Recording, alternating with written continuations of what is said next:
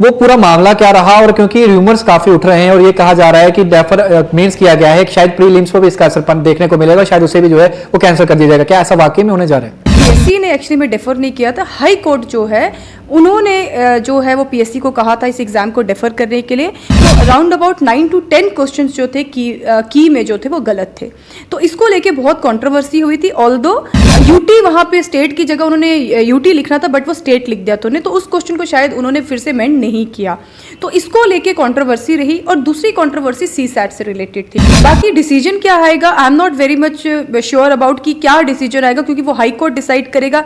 Case जो है उसका लेवल क्या है, किस तरीके से ये केस किए गए हैं। सबसे पहले तो जो भी बच्चे सब इंस्पेक्टर का एग्जाम देने वाले हैं उनके लिए मेरा यही मैसेज है कि अब आपको एक्सपेंशन करने की जरूरत नहीं है और पढ़ने की जरूरत नहीं है, अब आप कंसोलिडेशन पे फोकस कीजिए। थोड़ी सी डेट थोड़ी सी और आगे हो जाएगी, थोड़ा सा और समय मिल जाएगा, क्या लगता है कि एक्सटेंशन जो एग्जाम डेट्स को लेकर है? क्योंकि अभी एज सच कोई ऐसी सिचुएशन नहीं है, मुझे नहीं लगता कि पोस्टपोन हो सकता है ये एग्जाम। पिछले 3-4 महीने में जेकेएसएसबी ने जो भी डेट दी है उस पर एग्जाम हुआ है। जय हिंद, आप देख रहे हैं बाहु एक्सप्रेस और मैं हूं आपके साथ शुभम लंगे।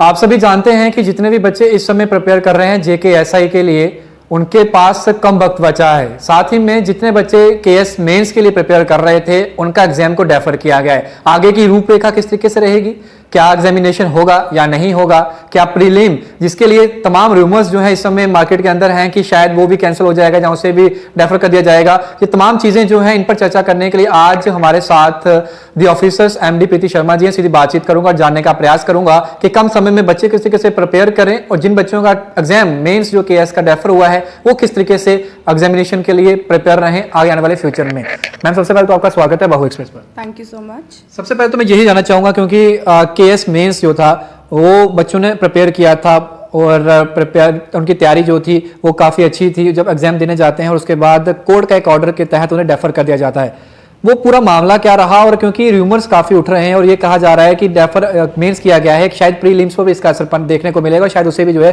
वो कैंसिल कर दिया जाएगा, क्या ऐसा वाकई में होने जा रहा है? सबसे पहले मैं सभी स्टूडेंट्स को ये कहना चाहूँगी कि र्यूमर्स पे बिलीव ना करें, बिकॉज पीएससी जो है एक अकाउंटेबल और क्रेडिबल इंस्टीट्यूशन है, उनको वो जो भी डिसीजन लेंगे वो सोच समझ के लेंगे।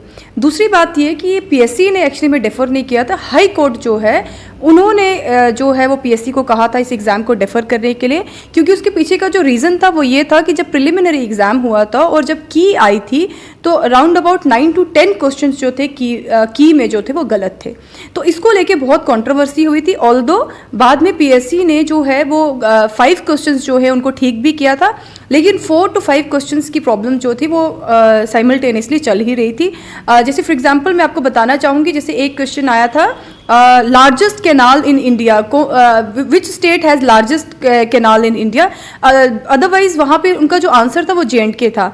यूटी वहाँ पे स्टेट की जगह उन्होंने यूटी लिखना था, बट वो स्टेट लिख दिया तो उन्होंने, तो उस क्वेश्चन को शायद उन्होंने फिर से मेंट नहीं किया, तो इसको लेके कंट्रोवर्सी रही। और दूसरी कंट्रोवर्सी सीसैट से रिलेटेड थी कि सीसैट में ज़्यादातर जो है जितने भी पेपर सीसैट के आते हैं उसमें 80 क्वेश्चन होते हैं और वो क्वालिफाइंग नेचर का होता है, लेकिन इस बार पीएससी ने 100 क्वेश्चन जो थे वो इनकॉर्पोरेट किए थे और उसके बारे में पहले बच्चों को जो है वो बताया नहीं क्या था, तो उसको लेके भी बहुत से डायलेमा था।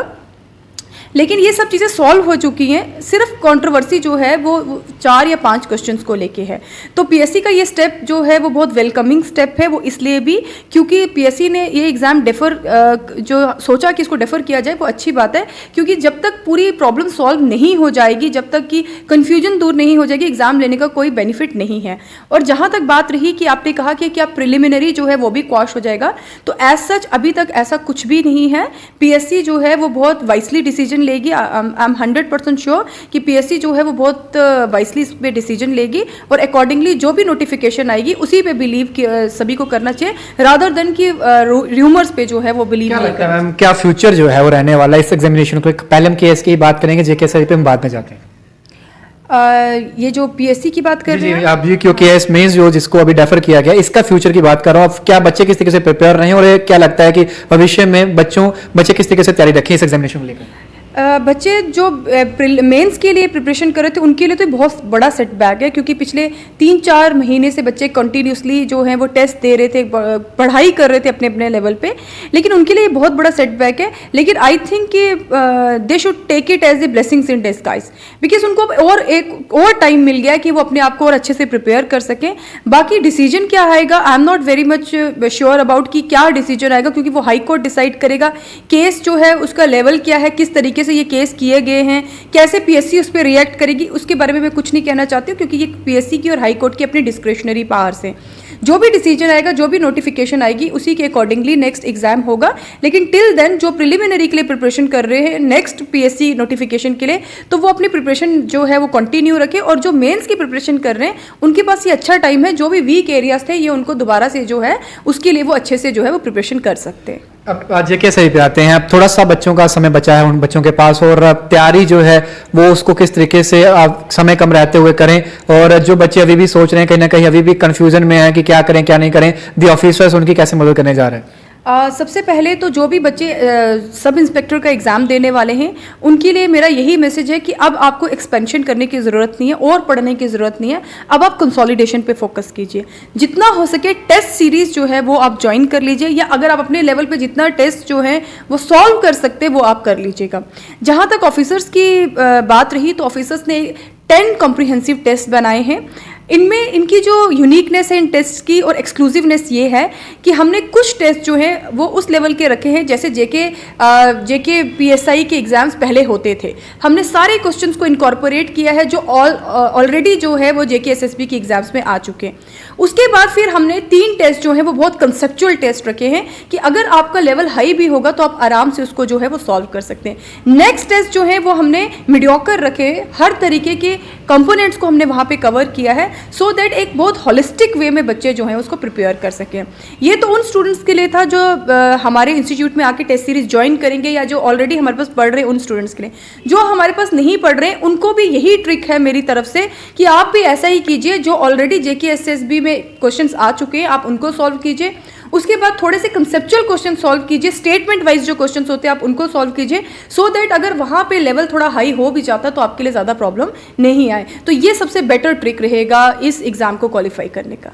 तो अभी क्योंकि जिस तरीके से एग्जाम केएस का डेफर हुआ, बच्चे एक्सपेक्टेशंस कुछ मेरी तरह नालायक रहते हैं, वो ये भी सोच रहे होंगे कि शायद ये थोड़ी सी डेट थोड़ी सी और आगे हो जाएगी, थोड़ा सा और समय मिल जाएगा। क्या लगता है कि एक्सटेंशन जो एग्जाम डेट्स को लेकर है, क्योंकि जिस तरीके से इस कैलेंडर जेकेएसएसबी ने पब्लिश किया उसमें साफ तौर पर कहा गया है कि 27 मार्च ऑनवर्ड्स जो है जेकेएसआई के एग्जामिनेशन होंगे, लगता है कोई चांस है ये फिर से डिले होगा, या फिर बच्चे जो है वो एग्जामिनेशन डेट जो है उसी को फोकस करके गोल रखकर जो है अपनी तैयारी जो है वो मुकम्मल रूप से शुरू करें?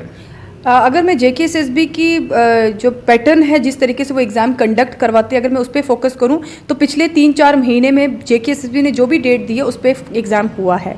कोई बहुत एट लार्ज कोई बड़ी प्रॉब्लम ना हुई हो, जैसे फॉर एग्जांपल कोरोना का था तो भी एग्ज़ाम जो था वो पोस्टपोन किया गया था। बट अभी एज सच कोई ऐसी सिचुएशन नहीं है, मुझे नहीं लगता कि पोस्टपोन हो सकता है ये एग्ज़ाम। अगर हुआ भी तो 1 हफ्ते के लिए होगा, उससे ज़्यादा नहीं हो सकता। तो मेरे हिसाब से इस टाइम पे रादर देन कि आप ये सोचो कि पोस्टपोन होगा, इससे बेटर है कि कंसोलिडेशन करना। तो इन सब चीज़ों के बारे में सोचने की ज़रूरत नहीं है, क्योंकि जेकेएसएसबी अपना काम जो है वो कंटिन्यूसली कर ही रहे हैं। तो मेरे हिसाब से एग्ज़ाम टाइम पे हो जाएगा, और अगर नहीं होता है 1 वीक एक्सटेंड होगा, उससे ज़्यादा नहीं होगा।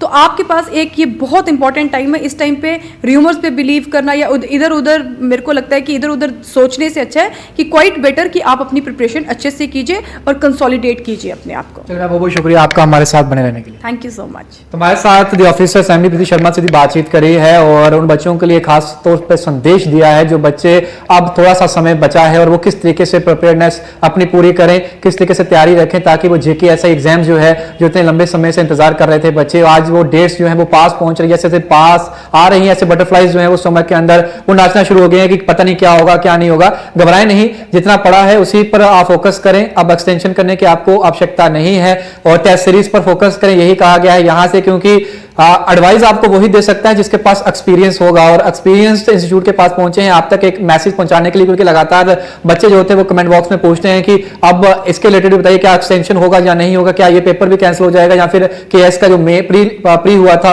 क्या वो भी कैंसिल होने जा रहा है। तो तमाम चीजों पर बातचीत करी है। अब आप कोई भी सवाल पूछना चाहते हैं तो कमेंट बॉक्स खोला है, वहां पे आप अवश्य रखिएगा। फिर जब मैं मिलूंगा आपका सवाल जो होगा वो इनसे जरूर पूछूंगा। तब तक के लिए आप वीडियो को शेयर करिएगा, कमेंट बॉक्स में राय रखिएगा। बाकी तमाम वीडियोस के लिए बन रही बाहु एक्सप्रेस पर इतने डोरा के साथ शुभम लंगे बाहु एक्सप्रेस के लिए जय हिंद।